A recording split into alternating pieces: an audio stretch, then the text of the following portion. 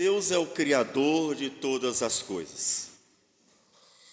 E, obviamente, todos nós aqui estamos bem cientes disso. Mas algo que precisamos também observar é que Deus criou todas as coisas e fez deste universo, e aí eu estou me referindo a tudo mesmo, ao universo inteiro. Fez o ambiente para a manifestação da sua glória. Deus manifesta a grandeza de suas obras, Deus manifesta a sua justiça, seu poder, seu amor no universo. E, inclusive, na sua vida, parte desse universo. E para manifestar esse caráter divino, os atributos de Deus, tanto os comunicáveis, ou seja, aqueles que nós também temos, como o amor, como a justiça, a piedade, entre outros, mas também os atributos divinos, que são considerados, chamados de incomunicáveis, porque só Ele tem o poder que só Ele tem, o conhecimento que só Ele tem, e assim por diante. Para manifestar isso, esse universo, ele foi feito de 3 ambientes. Deus é o rei do universo. E vocês sabem, a Escritura fala, inclusive, o livro de Hebreus, já no comecinho, nos fala dessa realeza divina. Ele nos diz que o Senhor Jesus, que é o Filho, foi gerado e diz acerca do Filho: o teu trono, ó Deus, é para todo o sempre, e cetro de equidade é o cetro do seu reino. O Salmo 2, que exalta a realeza do Filho de Deus, fala da herança que Jesus recebeu, que é o trono do universo. Observe, não é o trono de Jerusalém, não é o trono do mundo em que nós vivemos, é o trono do universo. O universo é um reino, é o reino de Deus. E Deus é o Rei absoluto, é o Senhor de tudo, que Ele mesmo criou. E Jesus Cristo, o herdeiro de todas as coisas. O povo dele, portanto, são os súditos, somos nós, entre tantos outros que creem no Senhor Jesus. Mas o universo também forma um outro ambiente, uma outra atmosfera. O universo é como um grande templo. Vocês lembram do templo de Salomão? Hoje nós não temos mais templos. É um hábito, mas que precisa ser, obviamente, ajeitado, que é chamar prédios religiosos de templo. É um hábito equivocado pelo significado de templo. Só que, ao mesmo tempo, chama a nossa atenção. E qual é o templo de Deus? Bom, no Novo Testamento, o templo de Deus é a igreja viva, não prédio, mas pessoas que têm o Espírito de Deus. Somos como igreja, habitados pelo Espírito do Senhor. Portanto, templos. Por isso o apóstolo Paulo fala que nós somos o santuário de Deus. E o apóstolo Pedro fala que somos como pedras vivas que formam o edifício espiritual. Exatamente a casa do Senhor. Mas a igreja, mesmo sendo o templo de Deus, por ser a habitação do Espírito, ela está dentro de um templo maior, que podemos dizer que é o universo. Ou seja, nós adoramos a Deus no universo. Deus é adorado, e aí os salmos falam bem isso, Deus é adorado por tudo que Ele criou, animado e inanimado. Aí você até pode me perguntar, mas pastor, como um objeto, algo inanimado, adora a Deus, se não tem boca, se não tem ouvido? Tudo existe para o louvor de Deus, pelo fato de existir. É o louvar a Deus. E nós adoramos como um culto ao Senhor, porque temos a capacidade de refletir, nos prostrar e glorificar o nome dEle. Então o universo é um templo em que Deus deve ser adorado, pelo universo inteiro. Como eu disse, os seres inanimados louvam pelo simples fato de existirem. Mas tem um terceiro ambiente que nós vamos ver agora. É esse terceiro ambiente que é importantíssimo e que nós encontramos exatamente no texto de Zacarias, capítulo 3, que é o texto da exposição de hoje. E que nós também encontramos em 1 João, por isso lemos para nos ajudar a ver melhor isso, que é um tribunal. Sim, o universo é como um grande tribunal. O universo é como um lugar em que Deus manifesta a sua justiça. E aí você quer ver? O Senhor da glória, que nos Salmos aparece como um grande juiz de toda a terra, é o juiz desse tribunal. E é claro que para ter um tribunal, nós precisamos pensar em um réu. Uma criação sem pecado, obviamente, não precisa de um tribunal, porque se não há ninguém para julgar, por que então teríamos tribunais?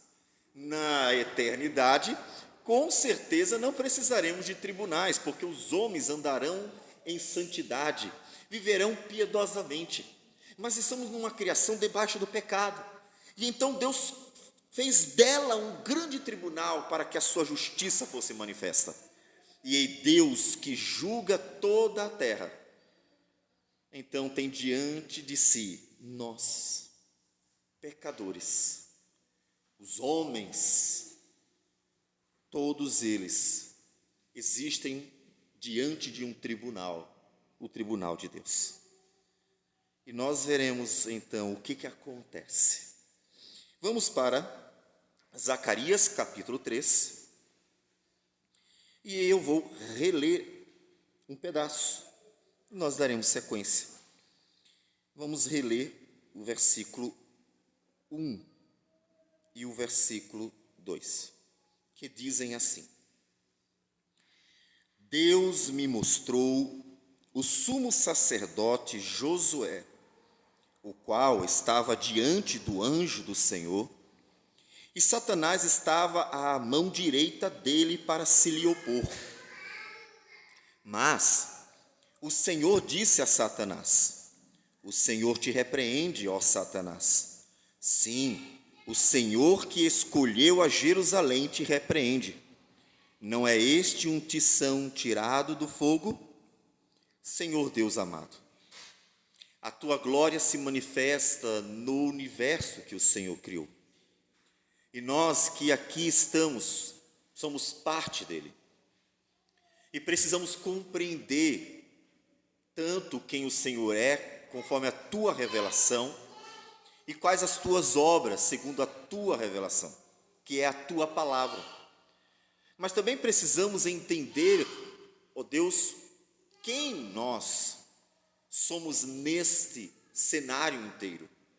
Portanto, eu peço que nos dê entendimento para compreender a Escritura e nos dê também graça para aplicar à nossa vida tudo que nós aprendermos com o Senhor. Que teu Espírito quebrante cada coração, para que o teu nome seja glorificado naqueles que podem ouvir a tua palavra. Que o Senhor receba nossa oração. E tudo isso em nome de Jesus. Amém, Senhor. Amém. Pois bem, lembrem-se que nós estamos em um livro que tem um caráter, pelo menos parcial, apocalíptico. Ou seja, nós estamos vendo visões que Deus dá ao profeta Zacarias. Nós já vimos a primeira visão, quando aparecem os cavalos e os cavaleiros que andam por toda a terra. Nós já vimos a segunda visão, em que os chifres que representam o poder das nações são cortados pelos ferreiros. E nós temos a terceira visão, em que Jerusalém é medida, porque ela está para ser restaurada. E nisso, nós somos lembrados que o profeta Zacarias está vivendo exatamente depois do cativeiro da Babilônia. Portanto, o que o povo que está recebendo a palavra precisa ouvir é: temos que restaurar Jerusalém. Porque Jerusalém é a cidade que Deus manifestará, no caso aqui, futuro, para nós, passado. Então, que Deus manifestaria a sua glória, a sua justiça, porque é a cidade do Cordeiro de Deus que tira o pecado do mundo, onde ele morreria. Então, depois de falar da reconstrução de Jerusalém, que seria um instrumento para a salvação de nações, como diz o final do capítulo 2, por causa de Cristo, o profeta Zacarias, tem uma visão nova. O que é essa visão nova? Nós começamos a ler. Nessa visão nova, Deus mostrou, observe, Deus não disse, Zacarias, é assim, é assim, é assim, ou então fala para Josué isso, aquilo, outro. Não, é uma visão, é exatamente a ideia de uma revelação apocalíptica. Então, ele mostra para o profeta Zacarias um cenário. E observe que interessante, o cenário é um tribunal. O cenário é um tribunal. Mas o que tem a ver Deus falar de um tribunal se ele está falando de reconstrução de uma cidade, de reconstrução de um povo? Essa simples pergunta já abre o nosso entendimento para perceber que o texto de Zacarias, todas essas visões, tem um caráter ao mesmo tempo físico, histórico, a reconstrução de Jerusalém, ao mesmo tempo um caráter espiritual redentor, que é a redenção que seria manifesta por Cristo. As duas coisas estão presentes. Não dá para anular uma e colocar a outra. Qualquer interpretação parcial é um erro. Ou seja, se você disser, ele está falando apenas da reconstrução de Jerusalém, esqueceu ao outro lado. Se você disser, ele está falando apenas da redenção, você esqueceu também um outro lado. Então as duas coisas estão presentes, porque Deus manifestaria a sua salvação pelo povo que ele estava restaurando, porque Jesus é filho dos judeus, um descendente legítimo. E então nesse tribunal aparece o sumo sacerdote. Observe os detalhes. Sumo sacerdote. Puxa, poderia ter colocado uma pessoa qualquer, até quem sabe um levita qualquer, uma pessoa de menor papel dentro de Israel, dentro da religião. Mas por que Deus escolheu revelar para Zacarias, nesta visão, que um sumo sacerdote, o homem mais elevado na posição dele dentro da religião judaica? Por quê? Porque este homem representava o povo. O sumo sacerdote representava o povo diante de Deus. O seu papel era ser como que um mediador entre Deus e os homens, entre os homens e Deus. E por isso, ele tanto trazia da parte de Deus a lei que deveria ensinar, guardar e praticar, como representava o povo quando ele oferecia seus sacrifícios e orações. Quando ele oferecia o sacrifício pela nação de Israel, não era só por si, mas era por todo o povo como representante. Então a escolha do sumo sacerdote diz, não é apenas ele. Não é apenas este homem que é como um tição tirado do fogo. Não é apenas este homem que está como um réu diante de Deus e Satanás acusando. Não é apenas este homem que, portanto, é um pecador diante de um Deus santo e justo, mas ele representa toda uma nação, todo um povo. E é óbvio que quando nós ampliamos a teologia do texto, entendemos que ele representa muito mais todo o povo de Deus e todas as gerações. Então, ele está diante do anjo do Senhor.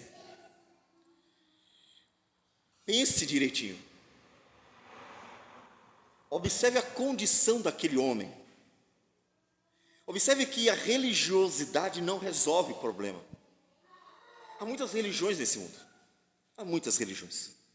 E, de fato, com a liberdade que as pessoas foram ganhando na era moderna, né, após o modernismo, então as pessoas foram abrindo mais com o que chamam de abrir a mente, que é exatamente das asas, mais do que Red Bull. Ou seja, as pessoas ficam à vontade para crer no que quiserem. Elas foram alimentadas com essa ideia. Foi potencializado. Aquilo que chamam de empoderamento não foi só feminino. O ser humano foi empoderado para ter aquela ideia própria de que ele tudo pode e tudo ele pode fazer, portanto. Mas observe que não é assim que Deus vê. O sumo sacerdote estava sujo diante de Deus. O sumo sacerdote estava sujo diante do Criador, do juiz, do Senhor de todas as coisas. Não é uma mera religiosidade que resolve o problema do pecador. E ele estava diante do anjo do Senhor. O texto não diz quem é o anjo do Senhor. Na sua Bíblia, em português, foi colocado anjo do Senhor com letra maiúscula, propositadamente, porque quem traduziu o texto interpretou que ali é uma referência a Cristo. É claro que o texto não diz se é ou não é. A sugestão de que o anjo do Senhor é o próprio Cristo, ela é interessante à luz de toda a Bíblia, porque a ideia é que ele está ali para defender o povo de Deus. Mas a gente não sabe quem é dentro do texto em si. Fica a sugestão, que é de fato uma boa sugestão. Mas o segundo personagem, ele é explicitado. Ele diz que Satanás estava à mão direita dele para se lhe opor. Eu já disse isso algumas vezes. A palavra Satã, que é a palavra hebraica, é a mesma palavra diabolos, que é a palavra grega. Ou seja, se você traduzir do hebraico para o grego, você vai, em vez de receber ou ver a palavra Satã, vai ver a palavra diabolos. É a mesma coisa. Os dois, portanto, significam o quê? Acusador. É exatamente o sentido. Logo, fica aquela dúvida, né? O nome desse maligno é Satanás ou é uma característica dele? Porque, no final das contas, aquilo que terminou tornando-se um nome é uma característica. Satã significa acusador. E veja, é exatamente o que ele está fazendo. Satanás estará à mão direita de quem? Ele está à mão direita lá, por causa do sumo sacerdote Josué. É por causa dele que ele está lá. O seu propósito é se opor, mas se opor a quem? Não é se opor a Deus, porque Satanás, por mais que seja maligno, ele sabe que não tem como se opor a Deus. Por isso que em Jó ele aparece como um personagem que tem uma intenção maligna, mas não pode fazer nada contra Jó. Ele sugere para Deus, tira tudo que ele tem, e o Senhor vai ver que Jó vai blasfemar. Aí Deus, tá bom, pode tirar tudo que ele tem. Satanás, então, como instrumento, vai lá e, segundo a sua própria sugestão, pinta miséria com a vida de Jó. Observe, o propósito de Satanás sempre é destruir. Por isso que até aquilo que Jesus disse sobre os líderes político-religiosos da época dele, que eles matavam, roubavam e destruíam, também passou a ser interpretado como sendo uma referência a Satanás, porque no final das contas é isso que ele faz mesmo, ele mata, rouba e destrói, e vemos isso até hoje. Então Satanás queria destruir a vida de Jó, perdeu tempo, porque Jó glorificou a Deus quando perdeu todas as coisas, mas ele está aqui, na visão, ele está ali para se opor a Josué. Portanto, Josué tem um inimigo. E uma vez que Josué representa todo o povo de Deus, não é só Josué que tem um inimigo. E o versículo 2 diz: mas o Senhor disse a Satanás: o Senhor te repreende, ó Satanás, sim, o Senhor que escolheu a Jerusalém te repreende. Não é este um tição tirado do fogo? Vocês percebem que o texto se assemelha com o Salmo 110, em que Jesus citou, inclusive usou, dizendo que disse o Senhor ao meu Senhor. Deus falando consigo mesmo. O texto é muito parecido, né? Como se houvesse ali Deus falando consigo mesmo. Disse o Senhor, e aí o Senhor te repreende. Mas ele está falando dele mesmo, então por que ele não diz assim, eu te repreendo? Não, ele diz, o Senhor te repreende. Por isso a ideia de que o anjo do Senhor seria o próprio Cristo, que sendo o próprio Deus, repreendeu Satanás, porque ele estava se opondo a Josué. Aí você me pergunta, mas se opondo por quê? Porque Josué é um pecador. Isso é importantíssimo, de todo homem precisa saber. Satanás, ele não chega diante de Deus contando mentiras. Mentirosos são os homens que nos acusam injustamente. Mas Satanás, ele não pode chegar diante de Deus contando mentiras, porque Deus sabe a verdade. Os homens é que são tolos e acham que vão enganar uns aos outros com suas mentiras. Mas Satanás, para acusar Josué diante de Deus, ele tem que falar uma verdade. E aí você pode dizer, mas Satanás falaria verdade? Sim, ele várias vezes falou verdade, inclusive no livro de Jó. E quando Jesus veio, demônios disseram, bem sabemos que tu és o santo de Deus. E era verdade. Ele precisa contar a verdade. Ele precisa ter uma causa justa. Ele precisa ter uma questão real. Porque se ele em algum momento tentar se opor a Josué contando mentiras diante de Deus, vai passar por ridículo. Porque Deus sabe a verdade. Portanto, o que Satanás está fazendo? Satanás está pegando todos os pecados de Josué e colocando diante de Deus. Senhor, o Senhor é santo e é justo. Satanás sabe disso. O Senhor é santo e é justo. E eu venho trazer um livrinho aqui, que é a vida desse homem. Olha um pouquinho aqui, a miséria que é a vida desse homem. O sumo sacerdote, cheio dos seus pecados, como todo pecador. Ele não era melhor nem pior. Como diz Davi sobre si mesmo, Senhor, não sou nem melhor nem pior do que o meu povo. Portanto, quando Satanás se opõe ao pecador, ele não está mentindo diante de Deus, ele está usando os pecados. Isso leva-nos a uma consciência necessária. Deus conhece a nossa vida e ninguém será julgado por alguma coisa que não fez. Não se preocupe. Se porventura alguém que prefere não crer em Jesus e quer tentar de outro jeito a salvação, talvez com boas obras, talvez com boas atitudes, talvez com boas palavras, porque prefere tentar um meio alternativo para se salvar no dia do juízo final, eu quero dizer a você que uma coisa realmente é verdade. Você não precisa se preocupar que ninguém vai acusar você por uma coisa que você não fez. Como eu disse, só os tolos fazem isso. Mas é bem verdade que tudo o que você fez será colocado diante de Deus. Não se preocupe com o que não fez, mas se preocupe com tudo o que você fez. Porque, de fato, até o próprio Satanás só colocará diante de Deus, ou só coloca diante de Deus, como nós estamos vendo aqui no texto de Zacarias 3, aquilo que realmente era pecado. Porque Deus conhece a verdade, Ele não se engana com ninguém. E isso então já traz um despertar necessário, ou deve despertar você. Você precisa mais do que uma tentativa alternativa para se livrar do dia do juízo final. Você precisa realmente ter um jeito de se livrar das acusações.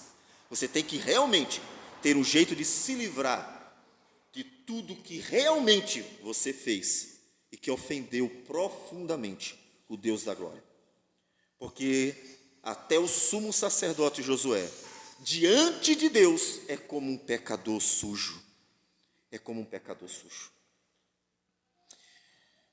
Mas aí, como nós vimos, diante daquele cenário, acontece uma coisa interessante. Deus não diz assim, é verdade, Josué tem que ser condenado, tem que ser destruído, morto, acabado, porque ele é um pecador, e ele era um pecador. O que acontece é o oposto do que talvez outro ser qualquer esperasse. Deus se levanta e fala: o Senhor te repreende, ó Satanás, diz o Senhor que escolheu a Jerusalém. Deus falando com Deus, ou sobre Deus. Deus te repreende. Mas como assim? Não era real a acusação? Josué não era um pecador? Por que Deus não condenou? Porque Deus providencia graciosa redenção. Por isso nós lemos, inclusive, o texto de 1 João, capítulo 2, versículo 1, que nos diz: filhinhos meus, estas coisas vos escrevo para que não pequeis. Se todavia alguém pecar, temos advogado junto ao Pai, Jesus Cristo o justo. Observe que ele não diz assim: olha, se alguém disser mentiras sobre vocês, não se preocupe, Deus vai esclarecer. Não, ele está tratando de uma coisa séria. Se você pecar e alguém vier te acusar, por exemplo, se você pecar e então você se sentir culpado, ou seja, se uma coisa real acontecer, não se preocupe, porque nem Satanás poderá acusar você, nem os homens maus, porque temos um advogado junto ao Pai, Jesus Cristo justo. Essa é a ideia, porque temos alguém para nos defender. Josué não está sozinho, o anjo do Senhor está ali, o anjo do Senhor está presente, ele não está abandonado. Deus providenciou alguém para defender aquele homem que em si mesmo estaria arruinado. Satanás não tem como advogar contra Josué, porque aquele que advoga a favor é mais poderoso do que ele. Satanás não tem poder para condenar Josué, porque aquele que advoga a favor de Josué é mais poderoso. A palavra advogado, que aparece aqui em 1 João, capítulo 2, não sei se você sabe, é exatamente a mesma palavra de consolador. Eu já disse isso algumas vezes. Paráclitos. O advogado é o Paráclitos. Por isso que várias vezes eu disse que a melhor ideia para consolador é advogado.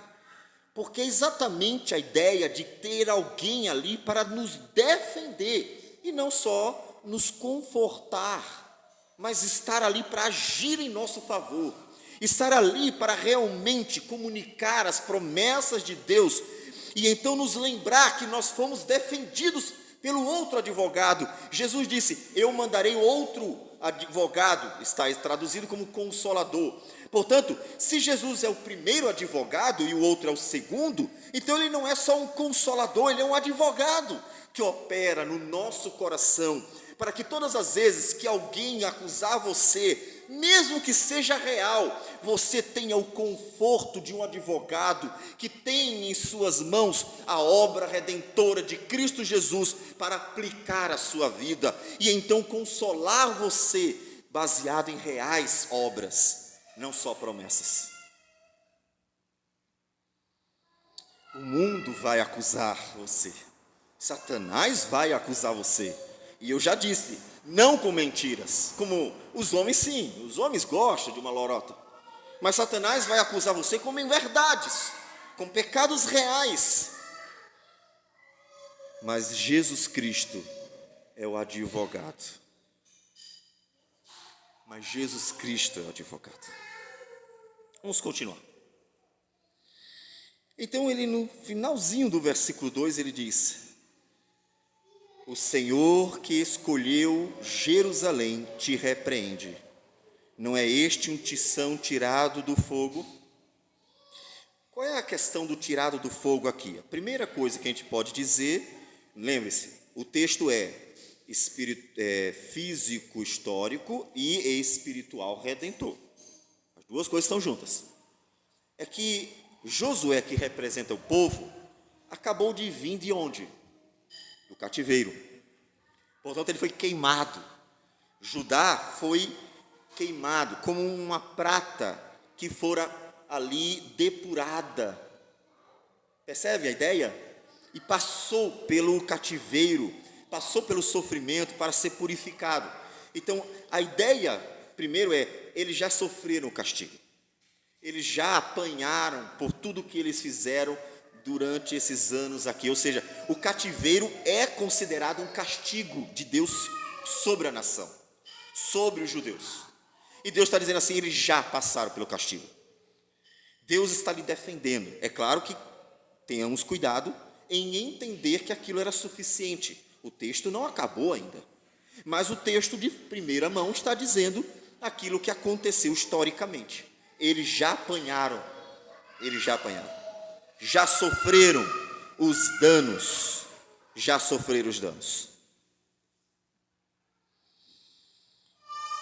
E o versículo 3 realça a condição deles. Ora, Josué, trajado de vestes sujas, estava diante do anjo. A realidade era essa. Isso já nos lembra um ponto aqui. Espera aí, mas eles não acabaram de passar pelo sofrimento, não acabaram de ser castigados, porque ele ainda está sujo? Ele não deveria estar limpo? Por que ele ainda está sujo? E aí eu aplico uma coisa importante à tua vida, que é comum entre os homens se pensar que todas as vezes que uma pessoa sofre, é como se ela tivesse pago o pecado. Vocês sabem que isso é muito comum em algumas religiões. Como se o sofrimento pudesse anular alguma coisa ruim que alguém fez, né? Lembremos que uma pessoa que matou a outra, ela continuará sendo vista como assassina por toda a sua vida, porque a outra não vai ser trazida de volta. Precisa de mais do que um juiz para resolver o problema. Precisaria de Deus ressuscitando o morto para que ela finalmente estivesse 100% livre de seu pecado. Por que ele ainda está sujo? Porque castigos que Deus aplique nos nossos dias, na nossa história, não são suficientes para purificar-nos. É preciso algo a mais. Ele ainda está sujo. O povo que passou pelo sofrimento ainda está sujo. Mas eles passaram pelo sofrimento. E então Deus opera. Deus age. Deus é o que eles precisam. Eles precisam de uma obra divina. Eles precisam de uma obra vinda do próprio Deus, que é o que agora começará a ser destrinchado. Eles precisam de algo mais do que o sofrimento, mais do que um castigo. Eles precisam de uma obra redentora. Porque mesmo castigando por 70 anos os judeus, isso não tirou deles a sujeira. E Deus então opera. Deus então vai fazer algo. Por que Deus vai fazer? Porque Ele escolheu Jerusalém. E aí entra na questão da graça redentora que o apóstolo Paulo fala no capítulo 9 de Romanos. Deus decidiu redimir Jerusalém. Deus decidiu dar graça a Jerusalém. Observe que nada resolveu o problema, mas Deus decidiu limpar Jerusalém. E então o problema vai ser resolvido. E aí versículo 4 diz: tomou este a palavra, ou seja, o anjo do Senhor, e disse aos que estavam diante dele. Observe o poder deste anjo de dar ordens, delegar ordens para os outros, para que eles façam o que se deve fazer. E qual é a ordem vinda de Deus para resolver o problema da sujeira de Josué, representante de todos os judeus aqui? Ele diz: tirai-lhe as vestes sujas. A Josué disse: eis que tenho feito que passe de ti a tua iniquidade, e te vestirei de finos trajes. Deus tiraria a iniquidade dele. Percebe? Deus manda que ele seja trocado, representando: eu tiro a tua iniquidade. O que o homem pecador, depois de todo o seu sofrimento de vida, e não resolveu, o homem depois de 70 anos de um cativeiro, 70, pessoas que entraram no cativeiro, saíram do cativeiro e viveram 70 anos lá. Portanto, não foi apenas de uma geração para outra, teve pessoas que passaram todos os seus anos lá. Não resolveu. Mesmo com todo o sofrimento, o pecado continuava presente na vida deles, até que Deus decidisse tirar o pecado deles. É uma obra divina, é uma obra que Deus manifesta poderosamente, graciosamente, é uma obra dele. E ele decide, porque ele ama este povo, então ele decide: eu tiro a tua iniquidade. É isso que o homem precisa. Os homens que buscam nas religiosidades se livrar da consciência de pecado, quando na verdade Deus deixa diante de cada um uma graça redentora, eficaz. Deus tira o pecado do homem. Eis que tenho feito que passe de ti a tua iniquidade, e te vestirei de finos trajes.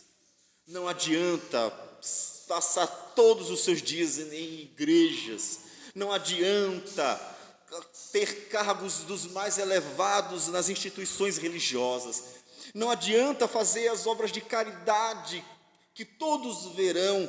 Nada vai adiantar ao pecador se Deus não tirar o seu pecado. E tudo que o homem precisa está então no próprio Deus. Tudo que ele precisa é que Deus tire o pecado deste homem. Então pare de sua religiosidade boba e comece então a caminhar rumo ao próprio Deus, porque só Ele pode tirar o pecado do homem. E quando Deus tira o pecado do homem, Satanás não pode fazer nada. Vocês perceberam que quando Deus repreende Satanás, acabou, Satanás não tem que fazer mais não. Eu vou me embora aqui, perdi. Não tenho o que fazer. Satanás não tem mais argumentos, Satanás não tem mais nada para fazer, Satanás não tem o que acusar, mesmo sendo verdade todos os pecados de Josué, o sumo sacerdote, não tem o que se fazer, porque Deus, o Senhor da glória, é o juiz e também o advogado de defesa, e ele decidiu: tirarei a vossa iniquidade. Portanto, fica aqui um consolo do Paráclitos, o advogado de Deus a nosso favor. É que quando Deus eficazmente tira o pecado de seu povo, tira o pecado de um homem e de uma mulher pela graça, não se preocupe, nem Satanás terá mais o que fazer. Nem Satanás poderá se opor, nem Satanás poderá perturbar sua vida, porque Deus decidiu tirar os pecados de você, por Cristo Jesus, nosso Senhor e Salvador. E então Josué é preparado, tudo está novo nele. E disse eu: ponha-lhe um turbante limpo sobre a cabeça. Então agora tudo limpinho, tudo certo. Puseram-lhe, pois, sobre a cabeça um turbante limpo, e o vestiram com trajes próprios, e o anjo do Senhor estava ali. O sumo sacerdote, representando todo o povo, mas quem estava ali? O anjo do Senhor. Porque esse anjo do Senhor é aquele que é o instrumento de Deus para a redenção do povo. Por meio dele é o que o texto vai nos conduzindo a entender. E protestou a Josué e disse, versículo 6, agora versículo 7, diz: assim diz o Senhor dos Exércitos: se andares nos meus caminhos e observares os meus preceitos, também tu julgarás a minha casa e guardarás os meus átrios, e te darei livre acesso entre estes que aqui se encontram. Ouve, pois, Josué, sumo sacerdote, tu e os teus companheiros, que se assentam diante de ti, porque são homens de presságio, e eis que eu farei vir o meu servo renovo. Nós temos aqui duas questões. Primeiro, ele de fato está dizendo para Josué: o que ele disse em Deuteronômio, lembram? Deuteronômio final, quando ele fala das bênçãos e maldições, que o povo que havia feito uma aliança com Deus, chamada de aliança mosaica, eles deveriam obedecer a palavra de Deus, caso contrário, eles seriam castigados. Então, bênçãos e maldições. Se você obedecer, eu te abençoo. Se você desobedecer, eu te castigo. A lei mosaica visava não a salvação deles, mas as bênçãos do Senhor sobre a vida deles, porque a salvação vem pela fé, confiança no Senhor, como desde Abraão é. Então, de um lado, ele está dizendo, se vocês fizerem tudo certinho, eu vou abençoar vocês. Mas por que ele está dizendo isso? Eles acabaram de sair de um cativeiro, eles acabaram de sair de um castigo. O que Deus está dizendo, olha, faz o certinho, que vocês não vão ser castigados de novo. Anda direitinho, conforme a minha palavra, e eu não vou castigar vocês de novo. Portanto, de cara, nós podemos dizer, Deus está conduzindo o povo para uma vida agradável a Ele, e Deus abençoaria o povo. Mas, ao mesmo tempo, nós temos que entender que Josué não só representa o povo, ele representa o próprio Deus, lembre? Ele é sumo sacerdote, e o papel do sumo sacerdote é representar o povo diante de Deus, mas também Deus diante do povo.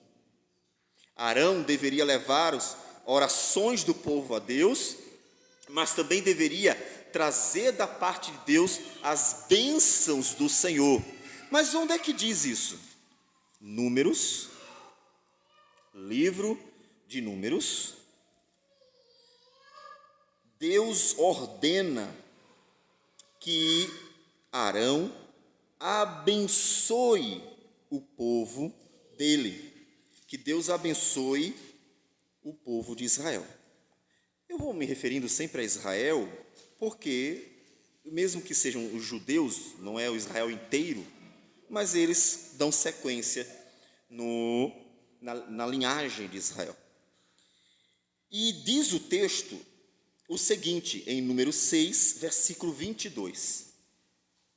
Instruções de Deus para o sumo sacerdote. Disse o Senhor a Moisés, fala a Arão. Quem é Arão? O primeiro sumo sacerdote. Fala a Arão e a seus filhos, dizendo, assim abençoareis os filhos de Israel. Percebe?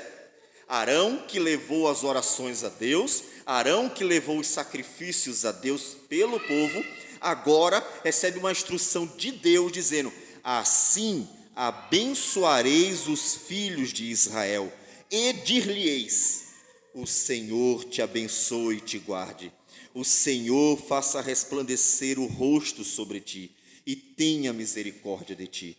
O Senhor sobre ti levante o rosto e te dê a paz. Assim porão o meu nome de Deus, sobre os filhos de Israel, e eu os abençoarei. O sacerdote não só mediava o homem diante de Deus, mas Deus diante do homem.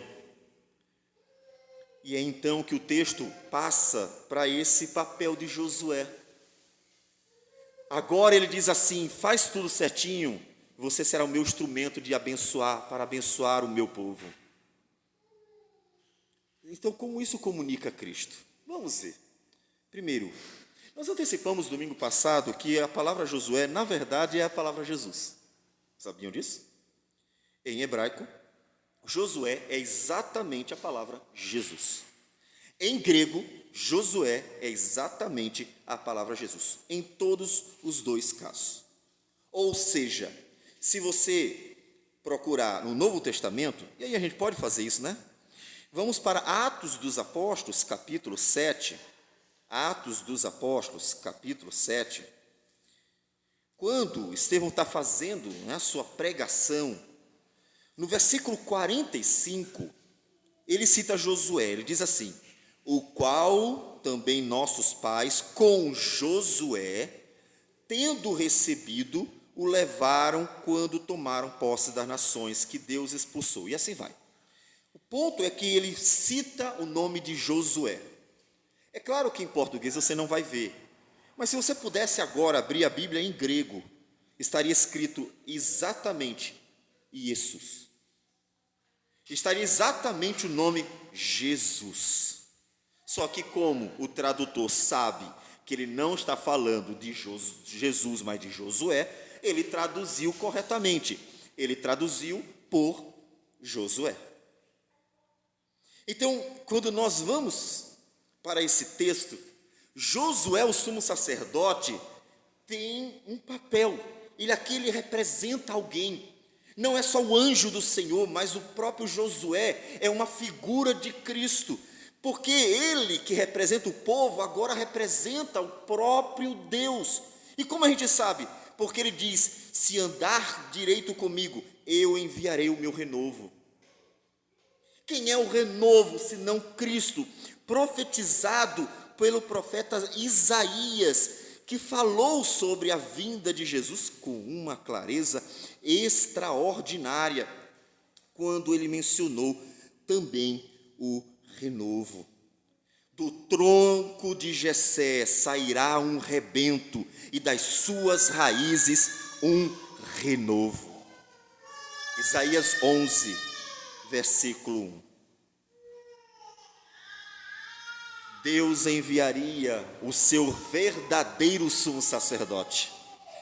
Deus enviaria aquele que realmente representaria o homem diante de Deus e Deus diante dos homens de uma forma plena, porque Jesus é o Deus homem, 100% Deus, e portanto pode representar ambos, um diante do outro. E ele então diz: vocês precisam andar e direito como eu quero, porque eu vou enviar o meu Redentor, que é exatamente o nome Josué ou Jesus.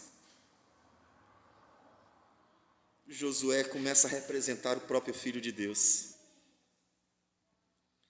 que andaria perfeitamente na presença de Deus, que não teria pecado algum, e que, portanto, poderia representar o homem diante do Senhor. É Ele. É dele que você precisa. Não há outro sumo sacerdote. Não há outro mediador entre o Deus e os homens. Somente Jesus Cristo, o Deus homem. Os apóstolos assim pregavam. Não há outro. Se você quer chegar a Deus, está procurando pessoas pecadoras como você, por quê? Se você quer se achegar diante do Criador, do Senhor da glória, que é santo, santo, santo, por que procura outros mediadores tão pecadores quanto você? Quando existe um e somente um que nunca pecou e que foi colocado, instituído por Deus como sumo sacerdote para sempre, Jesus Cristo, o justo. O livro de Hebreus fala perfeitamente sobre isso. Portanto, recomendo que você leia para entender a mediação de Cristo. E então, versículo 9 e 10 joga para nós todo o conhecimento que precisamos ter nesse texto sobre a salvação. Observe: porque eis aqui a pedra que pus diante de Josué, sobre esta pedra única estão 7 olhos, eis que eu lavrarei a sua escultura, diz o Senhor dos exércitos, e tirarei a iniquidade desta terra num só dia. Ou seja, mesmo sendo castigado por 70 anos, o povo ainda era pecador. Mesmo sendo castigado terrivelmente por 70 anos, eles todos ainda eram pecadores. Mas quando Deus manifestasse a redenção pelo seu sumo sacerdote, pelo seu Josué, pelo seu renovo, então a iniquidade da terra seria tirada em um só dia, o dia da crucificação de Jesus.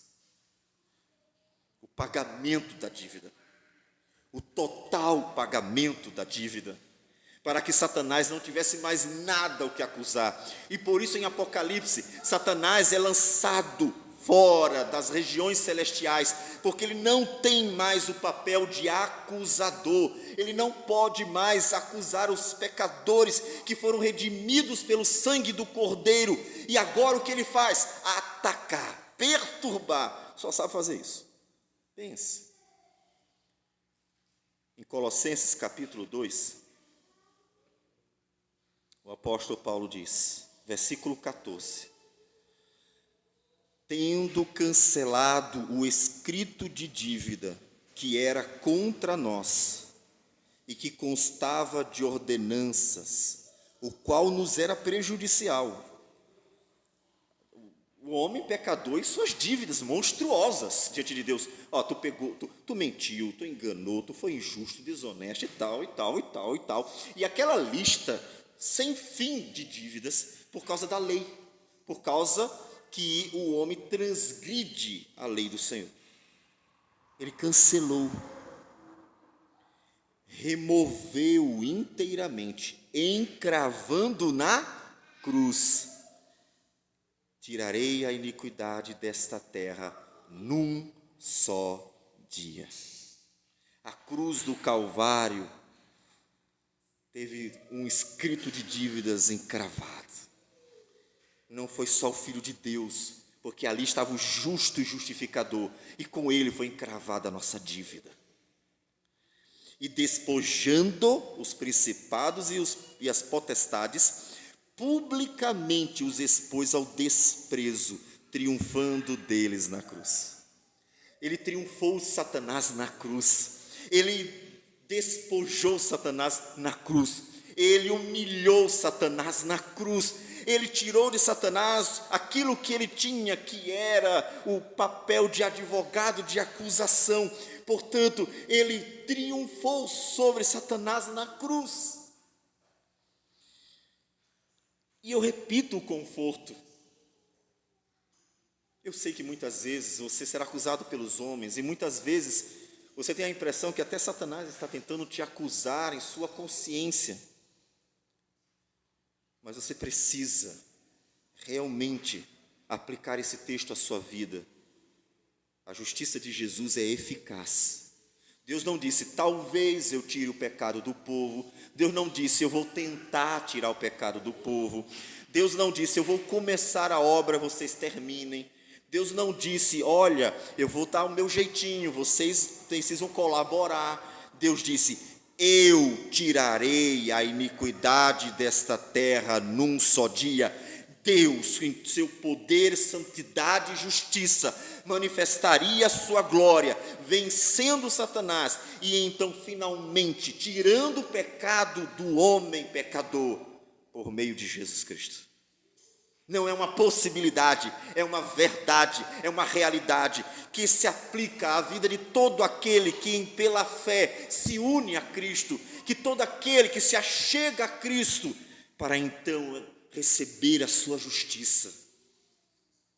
Você quer se livrar do peso da consciência de seus pecados, quer se livrar das acusações deste mundo pecador, vai a Cristo, que em um só dia pagou todos os nossos pecados plenamente. E então você não só se alegrará no Senhor, você glorificará o Senhor pela salvação dele. E ele termina o texto dizendo, naquele dia, ou seja, no dia em que Deus tiraria a iniquidade do povo, naquele dia, diz o Senhor dos Exércitos, cada um de vós convidará ao seu próximo para debaixo da vide e para debaixo da figueira. Paz. Naquele dia haverá paz. Naquele dia, vocês se alegrarão e descansarão, vocês repousarão. Aquilo que o apóstolo Paulo nos diz em Romanos, capítulo 5, versículo 1. Justificados, pois, mediante a fé, temos paz com Deus, por meio de nosso Senhor Jesus Cristo. Paz. Você quer ter paz? As pessoas soltam pombinhas. Você quer ter paz?